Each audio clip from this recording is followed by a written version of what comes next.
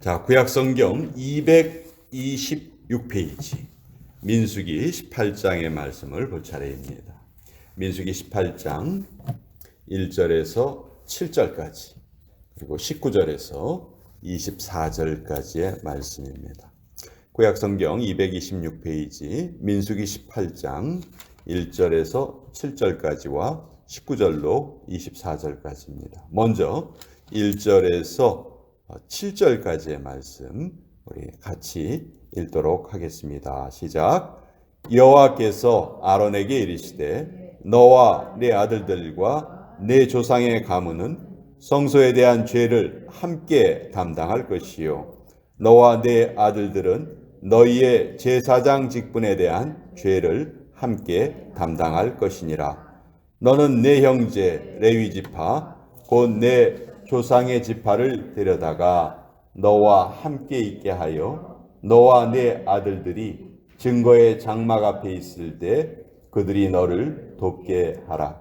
레위인은 내 직무와 장막의 모든 직무를 지키려니와 성소의 기구와 제단에는 가까이 하지 못하리니 두렵건대 그들과 너희가 죽을까 하노라. 레위인은 너와 합동하여 장막의 모든 일과 회막의 직무를 다할 것이요 다른 사람은 너희에게 가까이 하지 못할 것이니라. 이와 같이 너희는 성소의 직무와 제단의 직무를 다하라. 그리하면 여호와의 진노가 다시는 이스라엘 자손에게 미치지 아니하리라. 보라, 내가 이스라엘 자손 중에서 너희의 형제 레위인을 택하여 내게 돌리고 너희에게 선물로 주어 회막의 일을 하게 하였나니 너와 네 아들들은 제단과 휘장 안의 모든 일에 대하여 제사장의 직분을 지켜 섬기라.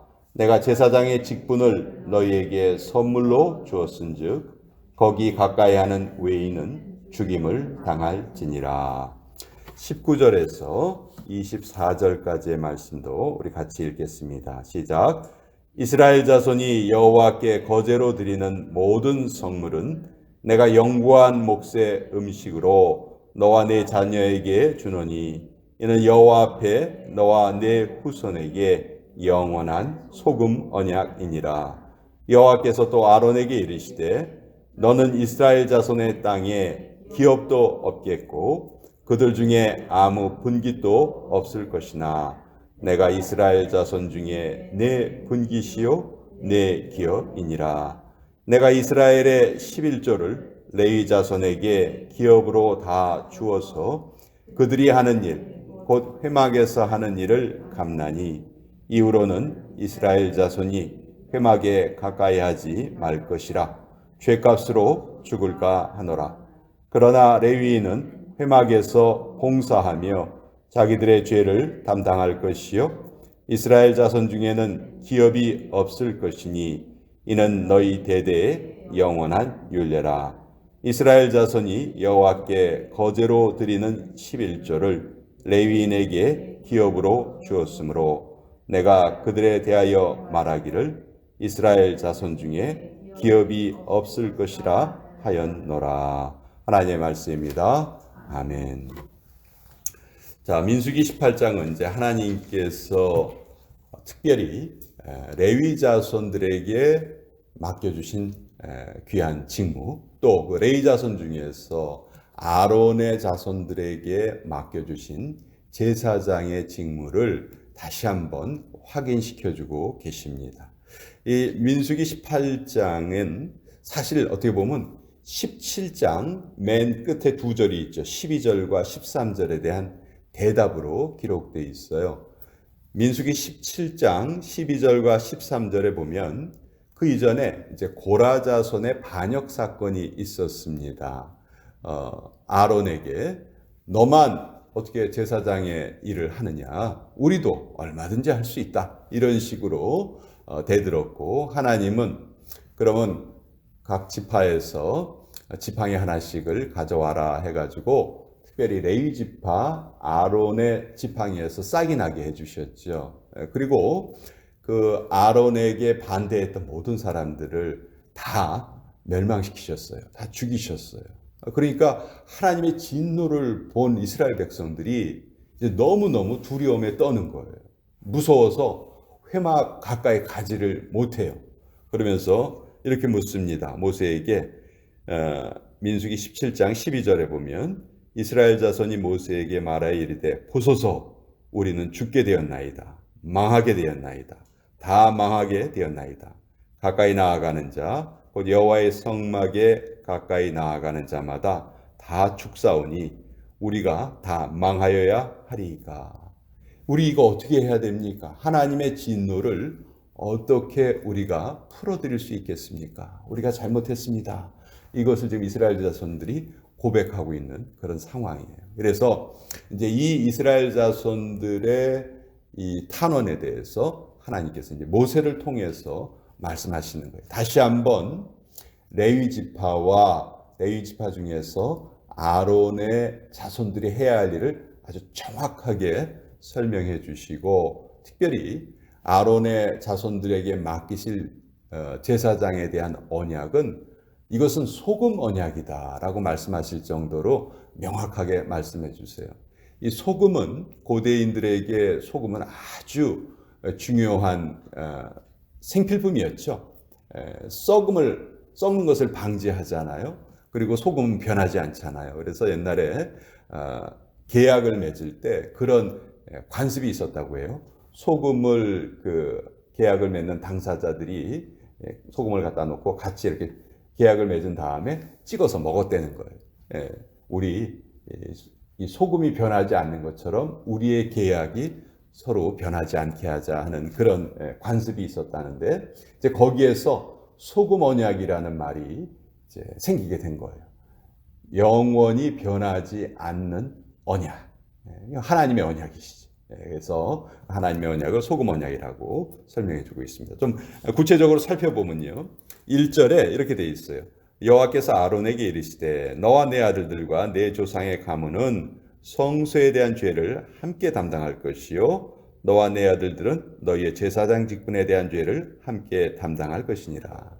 이 부분은 이제 너와 내 아들들과 내 조상의 가문, 요거는 쉽게 말해서 레위 지파 전체죠. 레위 지파 전체가 성소에 대한 죄를 함께 담당할 것이다. 이스라엘 자손들이 하나님께 거역하는 죄를 저질렀잖아요. 이제 그것을 너희들이 그런 죄가 다시는 생기지 않도록 레위 지파 사람들이 성소를 잘 관리해라, 이런 말씀이고, 특별히 너와 내 아들들은 너희의 제사장 직분에 대한 죄를 함께 담당할 것이니라. 이제 아론과 아론의 후손들은 제사장 직분을 잘 감당하여라, 이렇게 이제 말씀하고 계시는 거예요. 그러면서 이제 대신 이런 그 하나님의 사명을 맡겨 주시면서 레위 지파 사람들에게는 땅을 배분하지 않으셨어요. 또 아론 역시 어떤 분깃을 받지 않습니다. 그럼 레위 지파 사람들은 어떻게 생활하고 아론의 자손들은 어떻게 생활할 것인가? 하나님이 거기에 대한 규례도 주셨죠.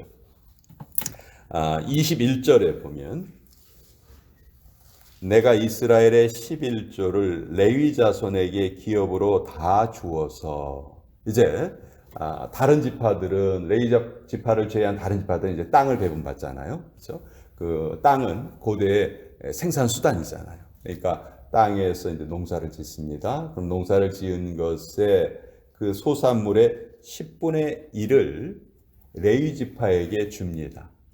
레위 지파는 땅을 배분받지 못하니까 레위 지파에게 주고, 그럼 레위 지파는 그것을 다 받아서 다 100% 사용하는 것이 아니고 또 레위 지파도 11조를 드려요.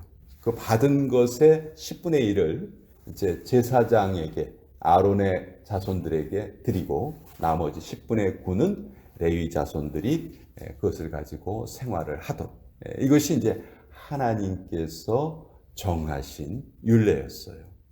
그래서 하나님은 이제 이런 방법을 통해서 레위 자손들에게 정확한 레위 자손의 직무를 알려주셨고, 이 이후에 이제 이스라엘 지파가 이런 식으로 이제 생활을 하게 됩니다. 그런데 여러분, 모세가 죽은 다음에 이제 여호수아가 가나안 땅에 들어가죠. 가나안 땅에 들어가서 땅을 정복을 하고 이제 12지파에게 땅을 나눠주죠. 레위 지파를 제외한 나머지 12지파에게 땅을 나눠줘요. 자, 근데 그 이후에 여호수아가 죽은 후에 어느 시대가 이제 시작이 되냐면 사사 시대가 시작이 됩니다. 사사 시대는 구약 성경에서 가장 영적으로 어두운 시대였다. 그때는 왕이 없으므로 각자 자기 소견에 옳은 대로 행하였더라. 이건 사실 아주 반어적인 표현이거든요. 그때는 왕이 없었으므로 그게 사실이 아니에요. 그때도 하나님이 왕으로 계셨어요. 하나님이 왕으로 계셨지만 하나님을 왕으로 섬기지 않았다. 그 뜻이거든요. 그래서 그것을 반어법으로 그때는 왕이 없어서 사람마다 자기 소견에 옳은 대로 행하였더라. 그것이 사사시대 영적인 어두움의 시작이었다. 원인이었다. 성경은 그렇게 알려주고 계시죠. 그러면 여호수아는 왜 후계자를 남기지 않았을까? 모세는 분명히 후계자를 미리 정해서 여호수아에게 맡겼고 모세가 죽은 후에도 이스라엘 백성들이 흔들리지 않고 가나안 땅에 입성할 수 있었어요.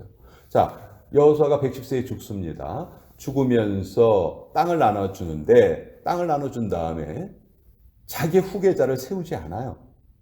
여호수아가 왜 후계자를 세우지 않았을까요? 내 후계자가 없으면 우리 이스라엘 자손들이 혼란스럽게 될 것이다. 그것을 생각하지 못했을까요? 그러지 않았어요. 그때 여호수아가 하나님이 정해주신 이 율례를 그대로 따릅니다. 무슨 얘기냐면 이스라엘의 12지파에게 땅을 나눠주면서 각 지파에 4성을 만들게 합니다. 4성. 그러면 12지파니까 48개의 성이 생기죠. 그 48개의 성에 누구를 나눠서 살게 하냐 하면은 레위 자손들을 그 각 지파의 4성에 다 나누어 살게 해요. 이건 무슨 뜻일까요? 이제 각 지파에게 하나님의 말씀을 가르치고 그들이 하나님께 제사 드리고 하나님의 율례를 지키는 모든 일을 누구에게 맡기신 거예요? 레위 자손들에게 맡기신 거예요. 그러니까 여호수아는 후계자를 사실 남길 필요가 없었던 거예요. 그 후계자 역할을 누가 했냐 하면은 누구에게 맡긴 거냐 하면 레위 자손들에게 맡긴 거죠. 근데 이것이 제대로 이루어지질 않은 거예요. 처음에 조금 이루어지는 것 같다가 일단 이스라엘 백성들의 그 11조가 레위 자손들에게 다 드려져야 되는데 그것이 제대로 드려지질 않습니다. 그러니까 레위 지파 사람들이 생활을 할 수가 없어요. 생활을 할 수가 없으니까 여기저기 떠돌게 됩니다. 이제 그런 모습이 어디에 잘 나타나냐 하면 사사기 17장서부터 21장까지는 사사기서의 부록이라고 할 수 있는데 사실 사사기서는 16장 삼손의 이야기로 그 사사들의 이야기는 다 끝나거든요. 근데 17장서부터 2가지의 이야기가 기록되어 있어요. 하나는 미가라는 사람의 신상을 만든 이야기가 나오고 또 하나는 레위인이 그 첩을 취했다가 그 첩이 능욕을 당하니까 그것을 12토막을 내가지고 각 지파에게 보내버리는 아주 그냥 정말 너무너무 큰 스캔들이 벌어집니다. 자, 그런데 요 두 드라마, 두 이야기의 주인공이 누구냐 하면 레위 사람들이에요. 미가의 집에 떠도는 레위 사람이 어떻게 가게 됩니다. 그래서 그 집에 제사장 역할을 맡죠. 미가의 그 어머니가 당신 이리 오셔. 내가 당신 우리 집에 제사장으로 세울 테니까 월급도 줄 테니까 우리 집에 와서 제사장 역할을 하셔. 이런 이유가 생긴 이유가 레위 지파 사람들이 그 4성에 나누어 살지 못하고 생활을 못하게 되니까 이제 여기저기 떠돌게 되었다는 것이죠. 이제 결국은 사사시대의 어두움은 어디에서 비롯되었는가? 레위 자손들이 자기의 역할을 제대로 잘하지 못하는 데 있었다. 근데 이것은 레위 자손들의 일방적인 어떤 잘못이라기보다는 레위 자손들에게 생활할 수 있는 여건을 마련해 주지 못한 다른 지파의 책임도 있다. 그러니까 두 레위 지파 사람들은 레위 지파 사람들대로, 다른 지파 사람들은 다른 지파 사람들대로 같이 그런 잘못을 범한 것이죠. 그것이 합쳐서 나타난 것이 사사시대의 영적인 어려움이다 하는 것을 성경이 우리에게 알려주고 계시는 거예요. 그래서 하나님께서는 이 민수기서를 통해서 레위 자손이 행해야 될 일들, 또 특별히 아론의 후손들이 행해야 될 일들을 이렇게 잘 우리에게 알려주셨고요. 이것을 지키지 못한 이스라엘 백성들의 아픈 모습이 오늘날 우리에게는 교훈이 됩니다. 오늘 우리 각자가 다 하나님 앞에 왕 같은 제사장이다. 그렇게 말씀합니다. 또 제사장은 아론에게 뭐라고 약속해 주셨냐면 20절 맨 뒷부분에 보면 내가 이스라엘 자손 중에 내 분깃이요 내 기업이니라.